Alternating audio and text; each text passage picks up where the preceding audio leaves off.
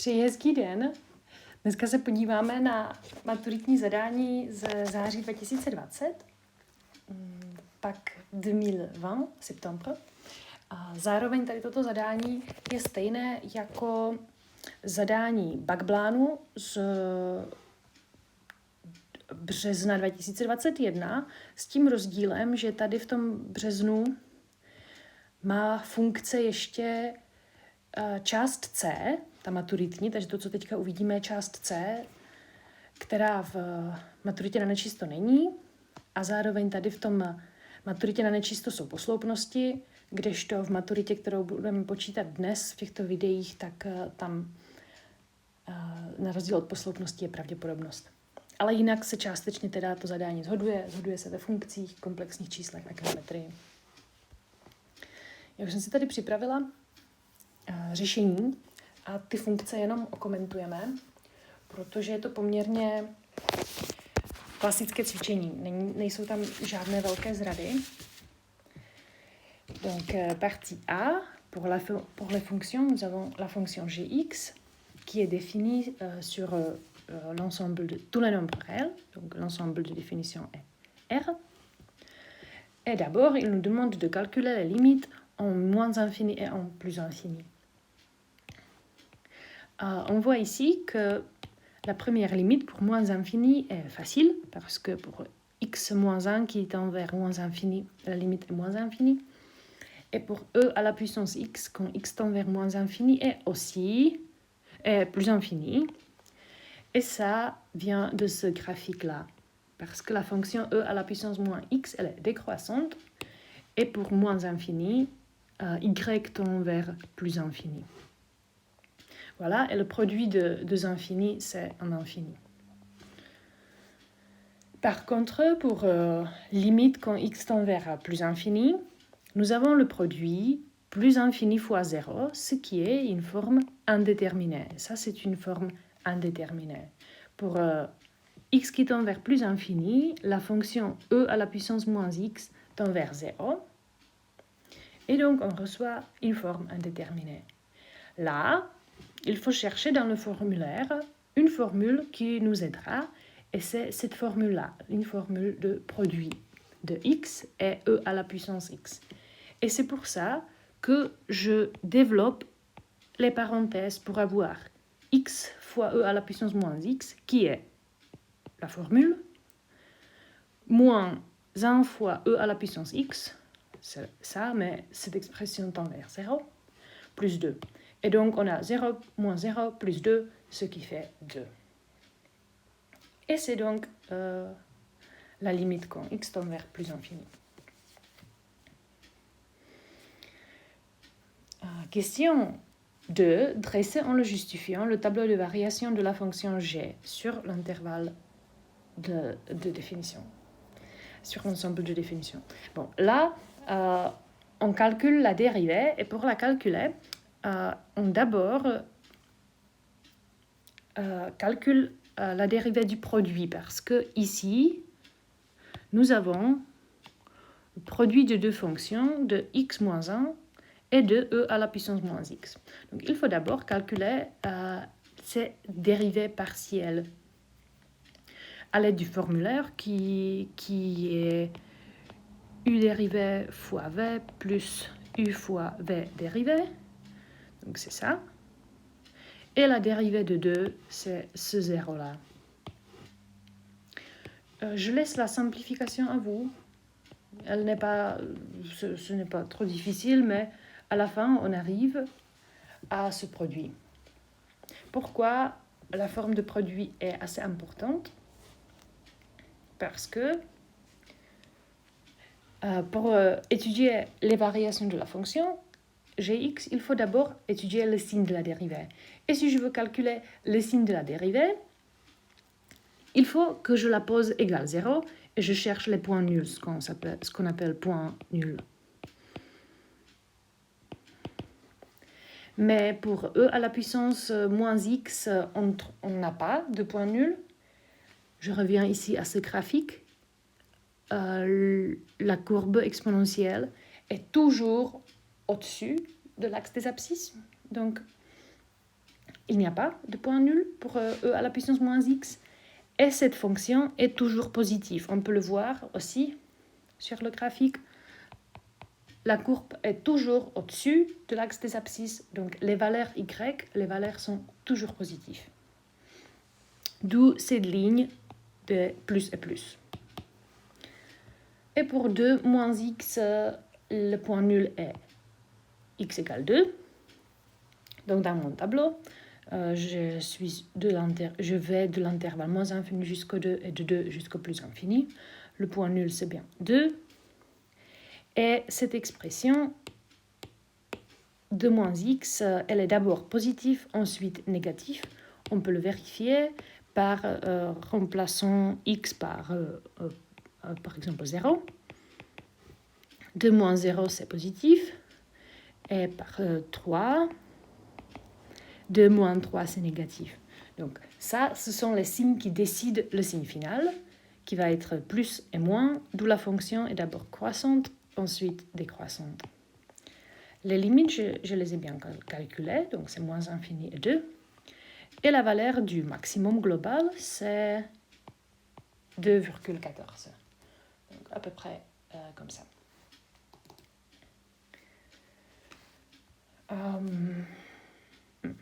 Ok. Donc c'est pour la question 2. Question 3.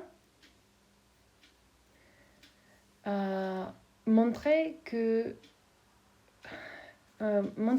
l'équation Gx égale 0 admet une solution unique appartenant à l'intervalle de moins 1 jusqu'à 0.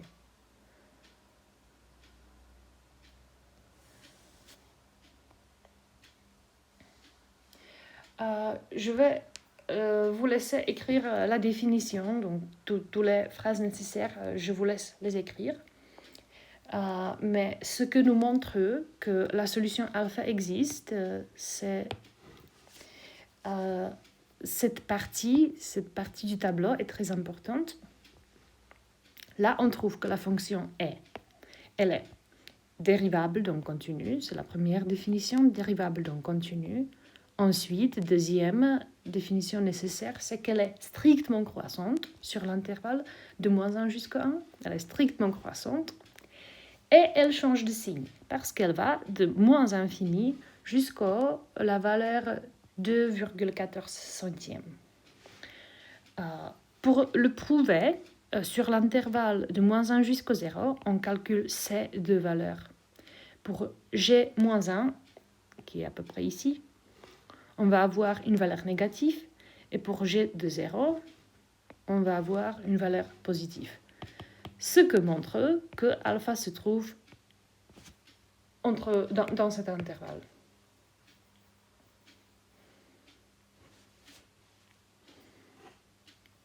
Voilà. Donc je vous laisse regarder la solution et le faire vous-même, s'il vous plaît. Question 4. Déterminer à l'aide de la calculatrice un encadrement d'amplitude 10 à la puissance moins 1 de alpha. Un encadrement, ça veut dire que j'écris une équation où alpha est au milieu. D'amplitude 10 à la puissance moins 1, ça veut dire à dixième, au dixième. Et donc, selon la calculatrice, alpha se trouve entre moins 0,4 dixième et moins 0,3 dixième. Voilà. Et la dernière question, en déduire le signe de Gx. Donc, le signe de Gx, on le trouve de nouveau ici, dans cette partie du tableau. Et on regarde les signes là. Et selon les signes, on voit que de moins infini jusqu'à alpha, le signe est négatif, parce qu'on va de moins infini jusqu'à 0. Et ensuite, la fonction admet que des valeurs positives, parce qu'il y a un maximum positif, et la limite, quand x tend vers plus infini, est toujours positive. Donc pour le reste de l'intervalle, le signe est positif. Et c'est tout en ce qui concerne le signe de Gx. Pourquoi c'est important? On aura besoin de ce petit tableau. On aura besoin de ce tableau en question partie B, en question 3.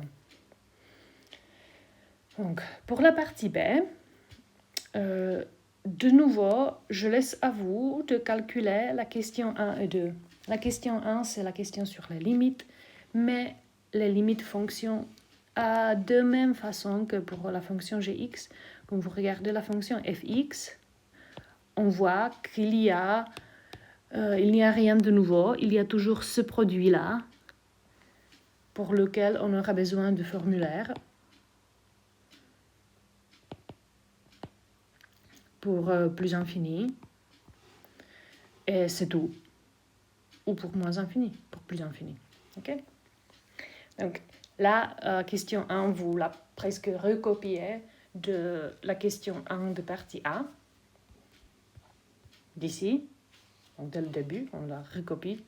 Et pour la dérivée, c'est la même chose. On recopie de nouveau. C'est le même système comme on calcule la dérivée. Peut-être vous vous demandez comment dériver e à la puissance moins x. Si je veux trouver la dérivée fonctionne de façon que on réécrit e à la puissance moins x, on laisse ça le même, et on le multiplie par la dérivée de l'exposant. Et dérivée de moins x, c'est moins 1. Donc, u dérivée, c'est moins e à la puissance moins x, ce qu'on pouvait voir en bas, en haut, ici. Ouais, donc, l'exposant qu'on dérive et on multiplie par la dérivée de l'exposant. Vždycky u těch funkcí, které jsou složené, e na nějaký složitý výraz e na x, nebo kosinus uvnitř je nějaký složitý výraz, nebo ln a uvnitř je zase nějaký složitý výraz. Tak vždycky nejdřív zderivujeme tu vnější funkci 1 lomeno, ten složitý výraz, krát derivace toho složitého výrazu. A pro tu funkci e na x, když ji derivujeme, tak e na x je stejná, to je e na x, takže e na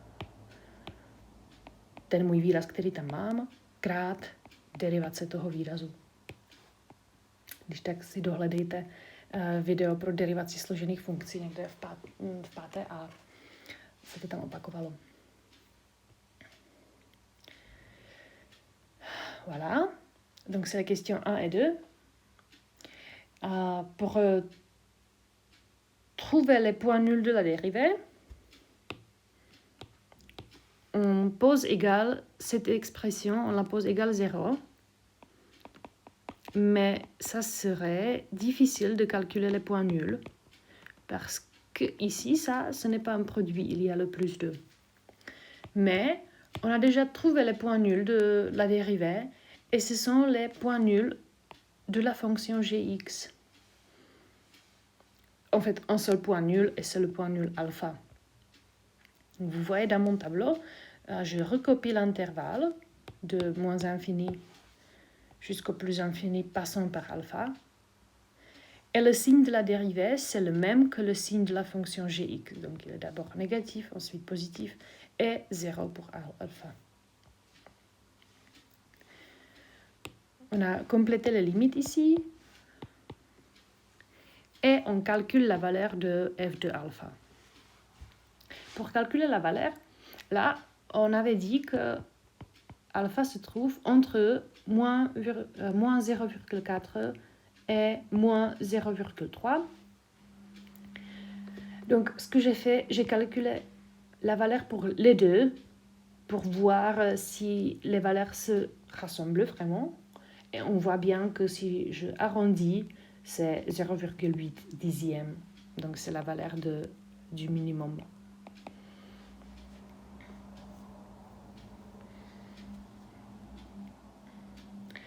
Question 4. On note D, la droite d'équation y égale 2x plus 1. Vérifiez que D est une asymptote oblique à CF en plus infini. Donc, la droite D est une asymptote oblique si et seulement si la limite de la différence entre f et d égale 0. Ce que je dois faire d'abord, c'est de calculer la différence fx moins d. Je le fais ici, c'est fx moins d. Là, on simplifie 2x plus 1 moins 2x plus 1. Et il nous reste la limite de moins x fois e à la puissance moins x. Mais on a calculé déjà plusieurs fois cette limite qui est égale à 0. Donc, on a démontré ce qu'il fallait démontrer. Question suivante, c'est la question sur la position relative de D et de la courbe CF. Et on voit, selon la définition, que la position relative dépend du signe de la différence. Donc, de nouveau, on a ici la différence fx moins d. En la calculant, nous recevons ce qu'on a reçu ici déjà, moins x fois e à la puissance moins x. Et maintenant, on fait le tableau de signes. Le tableau de signes, comme on fait le tableau de signes pour la dérivée. Donc, on cherche le point nul. Pour moins x, le point nul est 0. Et pour e à la puissance moins x, on n'a pas de point nul. Et l'expression est toujours positive. Pour moins x, les signes sont plus et moins. Et donc, le signe de la différence est positif, plus 0 est négatif. Et on en déduit que la courbe CF se trouve au-dessus de D sur l'intervalle de moins infini jusqu'à 0, ouvert. On trouve le point d'intersection de la courbe CF et de la droite D pour x égale 0. Et pour l'intervalle de 0 jusqu'au plus infini, la courbe se trouve au-dessous, au-dessous de D.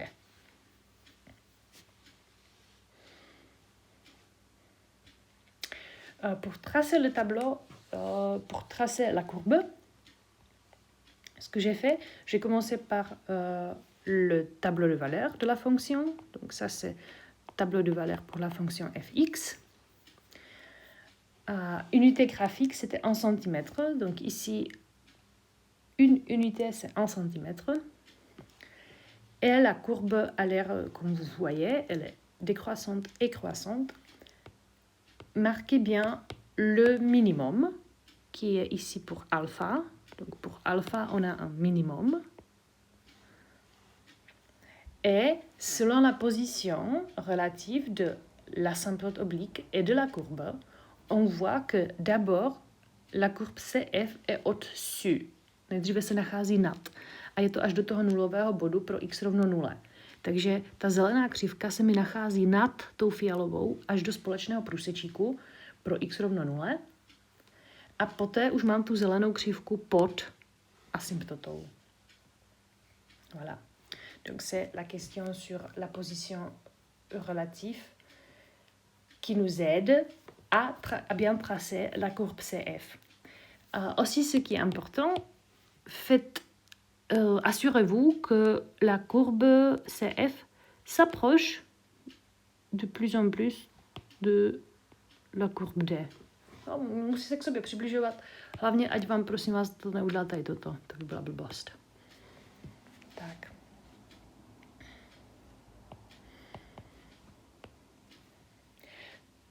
Takže pro graf je důležité. Budujeme přesnost, budujeme minimum, budujeme průsečíky, takže pokud někde byl určený průsečík, třeba s osou x, nebo ten průsečík s asymptotou, tady tenhle, tak to jsou důležité body. No a bodujeme, že jste dobře určili tu asymptotu, jo, kde tady vždycky se ta křivka musí k té asymptotě blížit. Kdybychom tam měli asymptotu svislou, tak tu křivku takhle dokreslíte a zase se vám musí přibližovat k té asymptotě vertikální, horizontální. Jo? Tak, teď přijdeme na část C, kde, prosím vás, první úkol assurer sur le graphique le domaine S délimité par la courbe, la droite et les droites d'équation x égale 1 et x égale 2. Donc, les droites x égale 1, x égale 2, ce sont ces droites-là. Donc, le domaine est limité sur cet intervalle. Et il est délimité aussi par la courbe D et la courbe CF. Donc, cette partie-là, c'est le domaine de S. C'est le domaine S. Et je l'ai assuré. Question 2. À l'aide d'une intégration per partie, calculez l'aire exprimée en centimètres carrés du domaine S. Tak, pro výpočet toho obsahu, vy, kteří jste se se mnou neučili integrovat, tak vy byste dostali tu primitivní funkci už takhle zadanou. Bychom vám řekli soit f majuscule de x, une primitive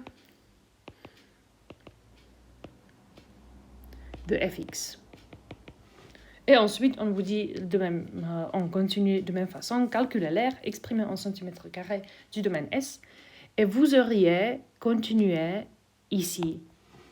Pour calculer l'aire du domaine, on calcule les valeurs de la fonction primitive pour les valeurs de 2 et pour les valeurs de 1.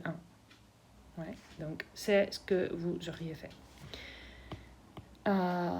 Et pour les autres qui sont obligés de calculer l'intégrale. Ici, première chose, il faut faire attention au signe de la différence d moins fx. Si on regarde le graphique, la droite se trouve au-dessus de la courbe CF. Et lorsqu'elle se trouve au-dessus, ça veut dire que je commence par la droite D et je soustrais la fonction fx. Kdybychom měli tu plochu počítat například z D v intervalu od -2 do -1, tak se nám ta křivka nachází nad přímkou a počítali bychom rozdíl fx minus d. Ale protože tady ty dvě křivky v tom druhém intervalu mezi 1 a 2 jsou naopak, tak od dčka odečteme fx. A proč to děláme? Děláme to proto, že ta přímka d nabývá vyšší hodnot než ta funkce a ten výsledek, který nám vyjde, tak jeho znaménko bude vždycky kladné tímto. Jo? Tímto si zaručíme, že to znaménko bude vždycky kladné. A zaručíme si tím tedy, že dostaneme tu plochu se znaménkem plus, že dostaneme výpočet plochy v centimetrech čtverečních jako kladnou hodnotu, což chceme. My nechceme tam mít mínusko by nám dělalo binec, protože když počítáme plochu, tak se chceme pohybovat v kladných hodnotách. Je to stejné, jako když počítáme vzdálenost. Tam se chci taky pohybovat v kladných hodnotách. Takže tady ten integrál vyřešíme tímto způsobem, že od dčka odečteme fx. Druhá možnost by byla napsat si, že to bude určitý integrál od 1 do 2, ale s mínusem předtím, a pak klidně můžeme napsat, že to je fx minus d. No. Vyjde to na stejno, buď tady ta první možnost, nebo tady ta druhá, je to na vás, ale je třeba myslet na to, že ta funkce se nachází v tomhle případě pod tou přímkou d. No. Takže z tohoto důvodu ten rozdíl počítáme d minus fx. Tak a zvolíme tady integraci per partii. Ten zbytek, který nám zbyde po té, co ty dvě křivky odečteme, je x krát e na minus x. Já tady bokem budu integrovat a pak se teprve vrátíme k tomu určitému integrálu. Takže tady mám ten integrál bez těch indexů 1 a 2. No? Jak kdyby nepočítám to na daném intervalu, ale počítám to obecně. No a ta integrace per partii funguje tak, že si rozdělím ty dvě funkce tady v součinu na u a v. C'est en fait une formule inverse de calcul de la dérivée pour le produit. Donc je marque u comme x et je calcule sa dérivée qui est 1. Et je marque la dérivée vx, e à la puissance moins x, et je calcule sa primitive qui est moins fois e à la puissance moins x. No, když integrujeme e na minus x, tak dostaneme minus e na minus x. Proč to tak je? Kdybych si zkusila tady toto zderivovat, mínusko opíšeme, e na minus x opíšeme a vynásobíme to derivací toho vršku. Tím pádem ty minusy se nám tady vykrátí a dostaneme e na minus x. No, takže tu primitivní funkci mám určenou dobře. Et maintenant, on utilise la formule qui est u fois v moins intégrale de u dérivé fois v selon dx. Et en calculant cette intégrale, on reçoit que l'intégrale ou la fonction primitive égale moins x fois e à la puissance moins x moins e à la puissance moins x. Tak, tady to asi nemám ten zápis úplně přesně. Tady bychom řekli, že to je in primitive de fx moins dx. No, tak. No a teď, když máme spočítanou teda primitivní funkci, vypočítali jsme ten integrál, tak můžeme dosadit do toho určitého integrálu na intervalu od 1 do 2. Donc, entre parenthèses, moins x fois e à la puissance moins x, moins e à la puissance moins x, sur l'intervalle de 1 jusqu'à 2, on le calcule comme f de 2 moins f de 1. Donc ça c'est f de 2, je remplace x par 2, et f de 1, je remplace x par 1. Je laisse le calcul à vous. Vous allez recevoir cette valeur 2 fois e à la puissance moins x, non. 2 fois e moins 3 fois sur e à la puissance 2. Voilà. Et il ne nous demande pas une valeur approchée et ils ne disent pas s'ils demandent une valeur exacte. Donc c'est à vous.